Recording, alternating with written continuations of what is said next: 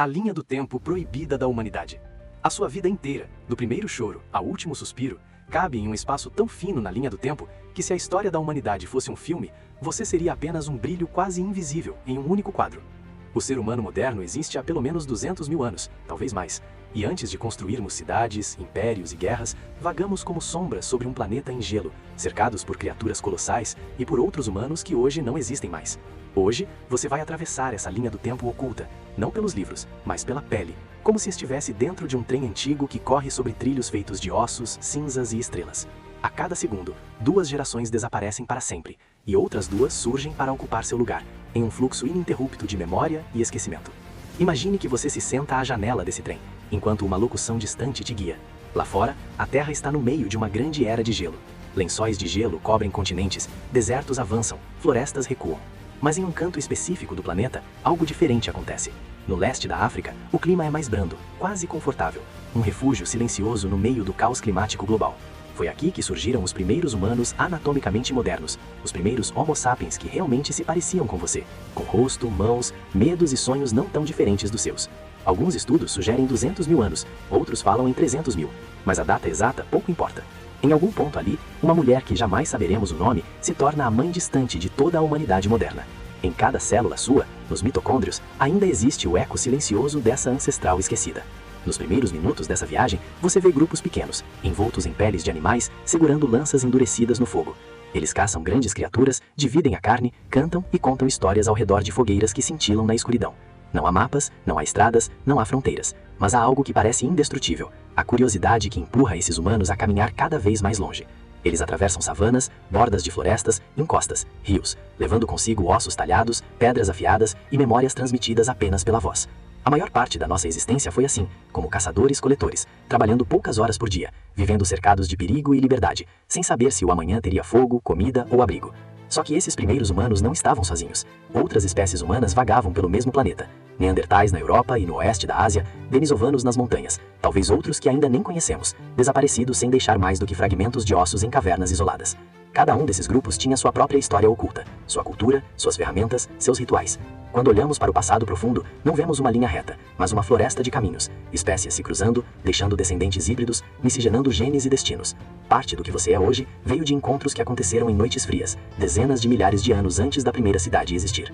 À medida que o trem acelera, desertos se tornam os primeiros grandes muros da história. Sem água, sem caça, vastas áreas se transformam em zonas proibidas.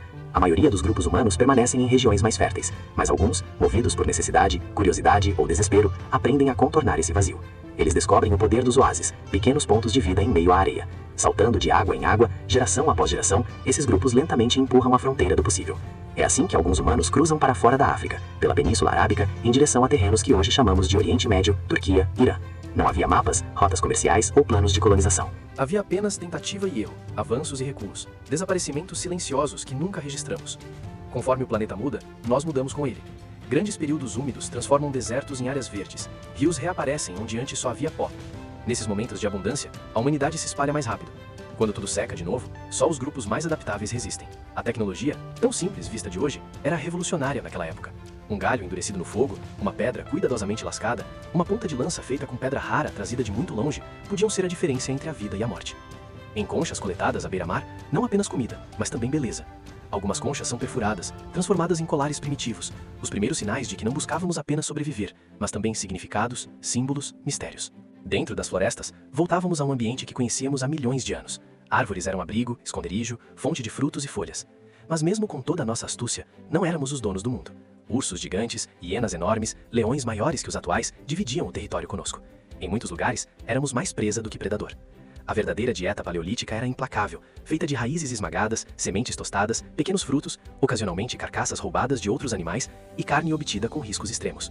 Sem geladeira, sem sal, sem estoque, tudo o que era encontrado precisava ser consumido rápido, ou se perdia para vermes, bactérias, aves, outros predadores. A única coisa que podíamos acumular de fato eram histórias. Em algum ponto dessa linha do tempo, o planeta decide testar a humanidade com mais força. No que hoje é a Indonésia, um supervulcão entra em erupção. Cinzas sobem à atmosfera, o clima muda de forma brutal. A população humana pode ter encolhido para menos de 10 mil indivíduos. Um piscar a mais, uma virada diferente de vento, e talvez você não existisse para ouvir essa história. Os que sobreviveram eram grupos que sabiam encontrar abrigo em cavernas, localizar plantas com propriedades medicinais, reconhecer pistas sutis de água em terrenos hostis. A criatividade, nesse ponto, não era luxo, era a arma de sobrevivência.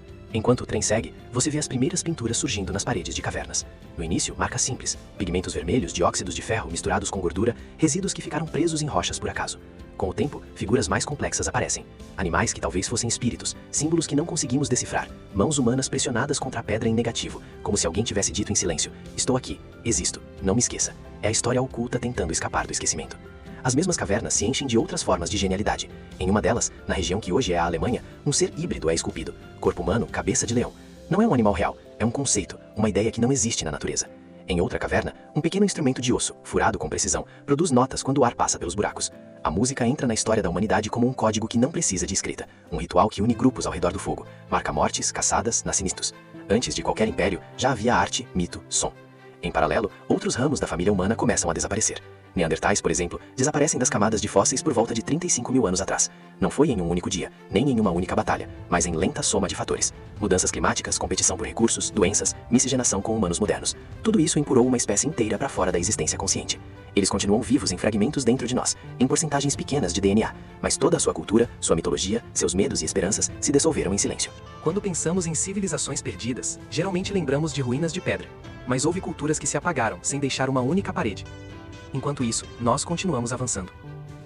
Aprendemos a construir barcos rudimentares, talvez apenas troncos amarrados e cobertos com fibras, suficientes para cruzar pequenos braços de mar entre ilhas. Foi assim que grupos humanos chegaram às regiões de Nova Guiné e Austrália, enfrentando mares cheios de criaturas perigosas, sem bússola, sem cartas náuticas, apenas com o céu, o vento e a intuição. Em outros pontos do planeta, grupos atravessam o que hoje é o Estreito de Bering, então uma ponte de terra congelada, descendo depois pelas Américas, enfrentando florestas impenetráveis, desertos escaldantes, planaltos de ar rarefeito e predadores como o tigre dentes de sabre e o urso de face curta. Cada pegada deixada no solo era uma aposta contra o desconhecido. Neste ponto da viagem, você percebe que algo muda na maneira como nos relacionamos com o mundo. Em vez de apenas nos adaptar ao ambiente, começamos a adaptar o ambiente a nós. Queimamos florestas de forma controlada para expulsar animais de caça, abrimos clareiras para colher frutos com mais facilidade, intervimos na paisagem. Os primeiros indícios de uma agricultura primitiva surgem com grupos que passam a favorecer certas plantas, espalhando sementes, escolhendo grãos maiores, voltando ao mesmo lugar ano após ano. Não é ainda a agricultura organizada que aprendemos na escola, mas é um experimento poderoso que muda o nosso pacto com a natureza. À medida que o gelo recua de vez e o clima se torna mais estável, algo extraordinário acontece. Em uma região que hoje corresponde à Turquia, pessoas se reúnem em número incomum e erguem grandes estruturas de pedra. Colunas talhadas com animais, círculos misteriosos, plataformas que exigiram coordenação, planejamento e hierarquia. Não falamos mais de um pequeno acampamento para sobreviver ao inverno, mas de um espaço que parece sagrado, onde mito e realidade se misturam. São os primeiros templos, os primeiros sinais de civilização. A partir daqui, a curva da nossa história dispara. Com mais segurança alimentar, graças à domesticação de animais e à agricultura, os grupos humanos crescem. Vilas se tornam aldeias, aldeias se tornam cidades. As pessoas não precisam mais dedicar todo o dia à caça. Alguns se especializam em trabalhar com metal, outros com cerâmica, outros com escrita. Rios são domados, desviados, usados como estradas líquidas para transportar mercadorias e soldados. O que antes era apenas sobrevivência, agora é poder. Surgem classes, exércitos, fronteiras. E junto com eles, as primeiras guerras organizadas, por territórios, recursos e ideias. Quando a escrita aparece em tábuas de argila, placas de pedra ou tiras de papiro, ela congela pensamentos no tempo.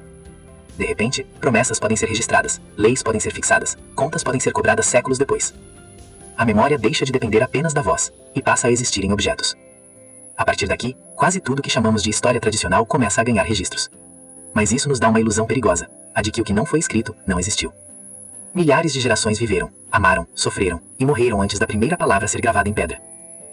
O trem se aproxima do presente, e as imagens pela janela começam a parecer mais familiares. Cidades muradas, exércitos com lanças alinhadas, caravanas cruzando desertos, navios costeando continentes, impérios nascendo e ruindo. Mas agora você sabe que tudo isso ocupa apenas um pedaço minúsculo da verdadeira linha do tempo da humanidade. A maior parte da nossa jornada não foi feita em palácios ou bibliotecas, mas em trilhas no barro, em cavernas úmidas, em praias vazias sob um céu sem poluição. Em algum ponto dessa reflexão, você percebe que há uma pergunta incômoda no ar. Se tantos ramos da família humana desapareceram, se tantas culturas sumiram sem deixar rastro, o que garante que a nossa versão do mundo vai durar? Não temos essa garantia. O que temos é a consciência rara de estar sentado justamente na ponta dessa linha, no último quadro desse filme em câmera lenta, com acesso à história oculta, à ciência, à memória e à tecnologia como nunca antes. O que você faz com isso é talvez a verdadeira questão. Se essa viagem pela linha do tempo proibida da humanidade acendeu em você um desconforto bom, uma mistura de espanto e responsabilidade, deixe seu like agora mesmo, porque isso mostra para o algoritmo que a história ainda importa. E se você quer continuar explorando as forças invisíveis que moldaram guerras, impérios e colapsos, inscreva-se em O Enigma Global e ative o sininho para não perder os próximos documentários. O trem começa a diminuir a velocidade. Lá fora, o planeta continua girando, indiferente a datas e calendários. Somos nós que insistimos em dividir tudo em anos, séculos, eras, como se assim conseguíssemos domar o caos. Mas quando você olha para trás, para 200 mil anos comprimidos em poucos minutos, a sensação que fica é outra. Nós não somos o centro de nada.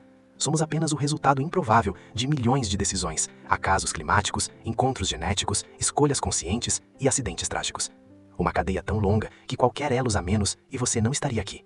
Ao mesmo tempo, isso não diminui você. Pelo contrário, saber que carrega dentro do corpo uma herança de caçadores, artistas de cavernas, sobreviventes de erupções, caminhantes de desertos, navegadores de mares desconhecidos, construtores de templos e cidades, é um lembrete de que você é parte de uma narrativa que começou muito antes do seu nome existir e que pode continuar muito depois de ser esquecido. O que você aprende, o que você constrói, o que você decide preservar ou destruir, tudo isso alimenta a próxima curva dessa linha. Então, antes de descer desse trem imaginário, eu te faço um convite. Use o conhecimento como nossos ancestrais usavam o fogo. Não apenas para se aquecer, mas para iluminar o que ainda está na escuridão. Se esse tipo de viagem pela história oculta te faz sentir menos sozinho no tempo, conte para nós nos comentários que momento dessa linha do tempo mais te marcou. Qual parte dessa jornada você gostaria de revisitar em um próximo documentário? Deixe seu comentário, porque a sua visão também faz parte desse registro. E lembre, a humanidade que sobreviveu a eras de gelo, vulcões e extinções em massa, agora enfrenta desafios criados pelas próprias mãos. Talvez no futuro, alguém olhe para trás e veja este exato segundo em que você decide se vai ser apenas mais um ponto invisível na linha do tempo ou se vai usar esse conhecimento para se tornar uma peça consciente desse grande enigma chamado mundo.